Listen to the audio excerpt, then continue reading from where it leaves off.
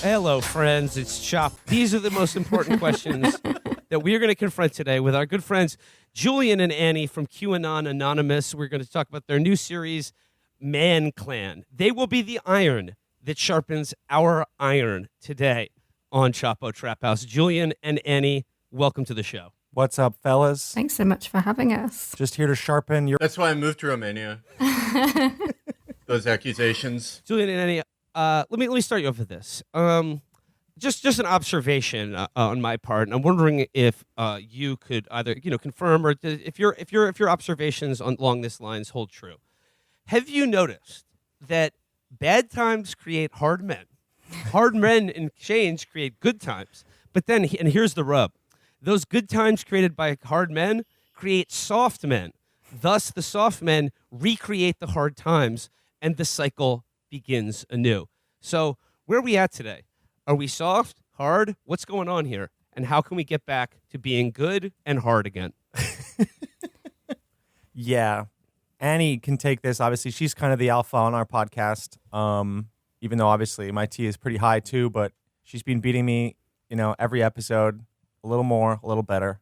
Yeah, it is obviously one of the cruel ironies of history that the only reason a civilization would ever collapse is because it has too many soft men. I always knew it. I always looked around myself and I looked at my pudgy fellow men and in the mirror and I was like, this is it. This is why we're going down. The best part about that quote, by the way, which is like passed around a lot, is you'd think it was like some classical piece of literature or whatever. Oh, but it's actually, it's from this like set of like 7 really awful fiction novels by this guy who just like made up this like alpha kind of protagonist. And it comes up when they're debating whether they should execute a like lefty that they've captured. And basically Ted Cruz is president in the fictional world. And they're like, should we kill this guy?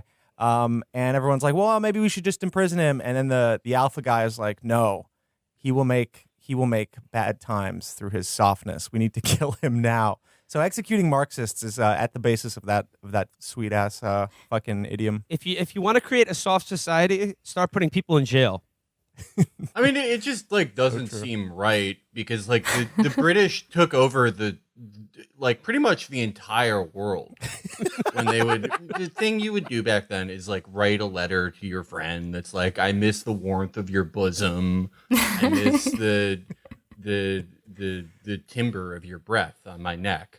And that was just your friend. And your wife, you shook her hand once every 35 years. They were pretty fruity with their shit. It's true. That was like the Cecil Rhodes era. But then when they were like, we have to act hard, around World War II, stiff upper lip, that's when they lost everything. It all fell apart.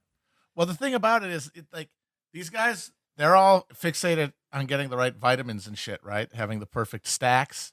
Yeah, These guys are missing out, crucially, on vitamin D. That stands for dialectical materialism. Because this is trying to explain the past if you cannot even see material conditions as a factor in human events. Like you live in a world where it's invisible to you. Like that's the ideological screen that you live with. And that's the one that America creates, really. So it makes sense that they start with that. And if you look at history, there's no way you can see material because that's a constraint on the individual. And the idea that the individual is constrained is ideologically verboten for them. So it's got to be, the people got soft, not the contradictions embedded in the class rule that undergirded society over time with, material conditions changing and being depleted, creates internal crises that can't be resolved. No matter how fruity the people in charge are with their shit. No, I think that's really true. I mean, I guess one thing that I found in the Tucker Carlson documentary especially, but I think this is a really common theme in lots of the masculinity influences that we study, is this tightrope that they seem to walk between telling their audience, that life is terrible, it's alienating and horrible, and it's not your fault. But also, critically, I think, telling them there's absolutely nothing they can do to change that. Do you know? It's so, the only kind of advice that they give them is so internal, literally internal a lot of the time. It's, focusing on your diet and what vitamins you're intaking and drinking raw eggs and stuff like that. It's so anti-solidarity in that sense. So even if it is kind of acknowledging the problems, even in a kind of oblique sort of way, this ideology finds it necessary to obscure the fact that there could be any kind of collective solution. But I mean, isn't that really just a recognition of reality? Like, isn't that the problem we're faced with here? Is that like this whole movement is based on a fundamental an acknowledgement of a reality that we are in a post-political world. That like these short, like forgetting long-term trends, the likelihood that politics will make our lives better, is largely gone at the base of American experience. It still exists in the more cosseted, upper echelons, which is what makes culture. But like at the grassroots, there's a recognition that politics is over. And whatever this is, it is at least a thing you can do for yourself that will make your life better. And what is the alternative to that? There is none. Right. The thing that I like got from this is not that they're like, forming a Freikorps through like this Tucker Carlson original or signature series or whatever they call it. It's more that it's like sort of like a slapdash lifestyle brand, which I guess is like kind of the only thing you can do if politics is out. If we're not only in a post-politics world, but like kind of like a post-friendship world, post-anything world, post like actual like relating to people through community and affinity, and just like I have to know this guy so we can grapple together in the gym and like to find new grass-fed meats to eat. That it's the only thing is to like make goop for men, which is kind of what this is. It is goop for men, and you have to like you basically use your testicles as like the stress balls for the alienation, and you're like, damn, they are big and juicy, and you just kind of reach down and go, that's okay, I'm fine. I'm recentering myself on my nuts. I'm breathing into my balls. Yeah, but I mean, I think what I find so funny about it is it's almost an inversion of, I suppose, the kind of superficially feminist advertising that was so common for beauty products, 5 to 10 years ago, which, was kind of like stick it to the patriarchy and kind of buy this fancy soap or this fancy shampoo, because it's using the language of revolution. They're all kind of saying stuff like, the regime doesn't want you to know this. Iron sharpens iron. All it takes is a few strong men to take down the government. But then the only routine that they're offering is kind of a self-care one. Do you know? Right, exactly. Because that's the difference between the moment we live in now and the moment that produced fascism, is that the kind of guys we're talking about in this movie are the kind of guys who in the 1920s and 30s in Germany would have joined the SA. They would have been in the streets. They would have been in a uniform. They would have had a fucking truncheon, and they would have gone to rallies and strikes and meetings with fellow SA members, and they would have cracked people's fucking heads open. Those exact guys in the current moment, their answer to the political crisis of the time is, how can I save my ass? And the answer is, what can I sell to somebody a little dumber, a little more desperate than I am to keep me afloat, keep my head above water? That's what they're doing.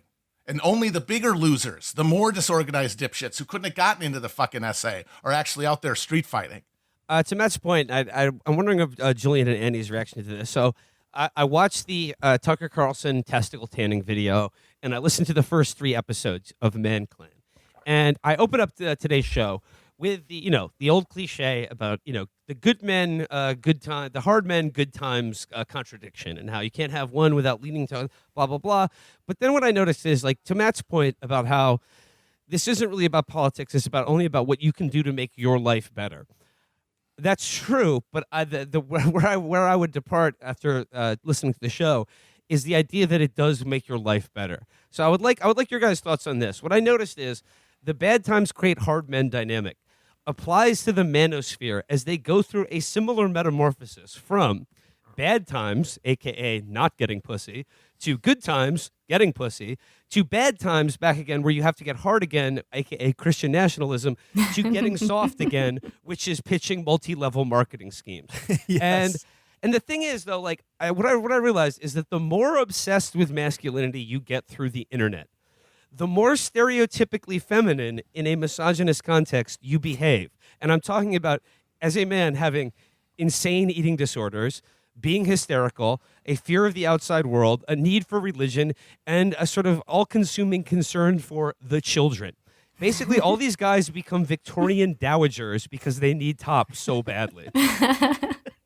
Well, yeah. I mean, it's a bunch of like 19-year-old men who have baby fever.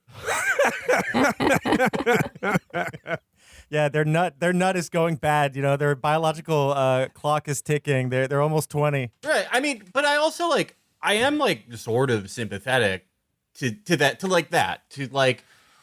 whether it's okay, sperm counts are dropping, or less and less people are having fewer and fewer people. There's generally, if you want to decouple it from reproduction, just generally people are lonelier. That is undeniable. But it is so comprehensively anti-material, whether it's okay, what awful deregulatory scheme happened where I don't know, we're ingesting the little beads from 4-in-1 conditioner, shaving cream, shampoo, body wash that's just annihilating our sperm count, or food shittier or anything like that. It's so decoupled from that it's all like everything else, equivalent mass consumer branded sort of left-wing versions of this are.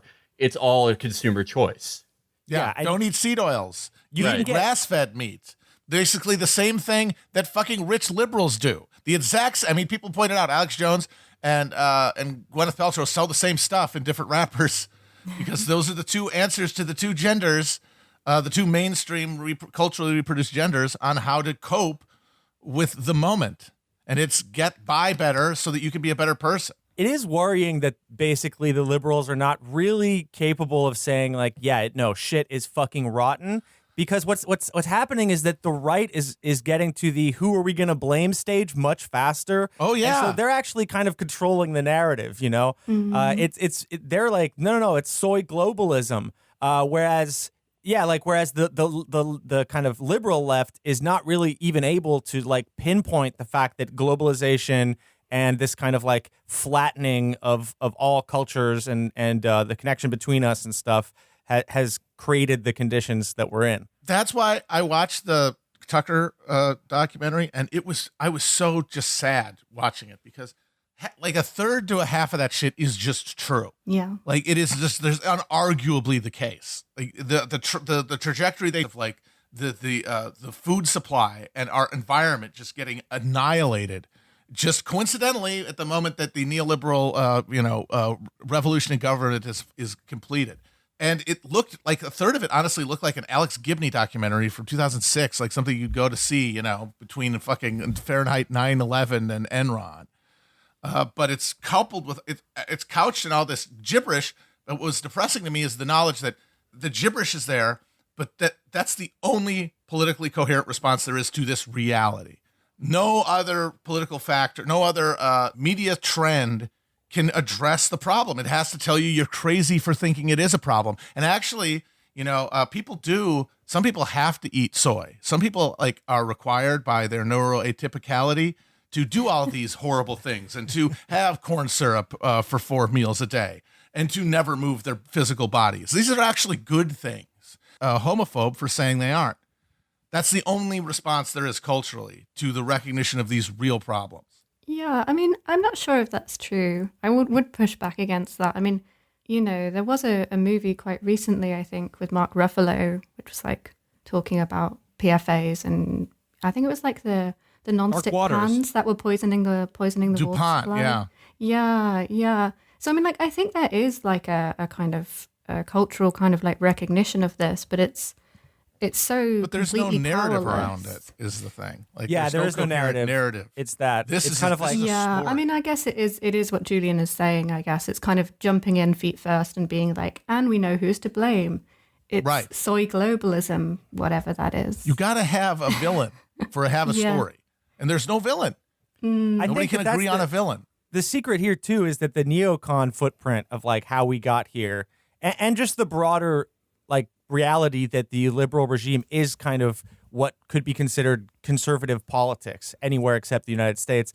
That's the deregulation, all of this stuff. It's basically 70% conservatives' fault and then 30% liberals' fault. And we can't see those both together, right? So like Tucker's job is just to kind of like scramble the tracks and be like, no, we were always nationalists that were about, like strengthening our nation, instead of like, no, we like sold everything out from under your feet. We sold out the agriculture. We sold out. We deregulated the companies. We let them poison you because it was just going to give us a little bit better of a kind of margin. And like the empire was not really giving enough fruit to continue the growth or whatever. So yeah, it's a good sleight of hand, but it is obviously also a fucking a lie. And like both the parties have done the dance that has gotten us here, you know what I mean? And it's just, the fact is, both those parties are in my opinion, right-wing parties, they both have, at least they're both capitalist parties, and they're both responsible for the deregulation and slowly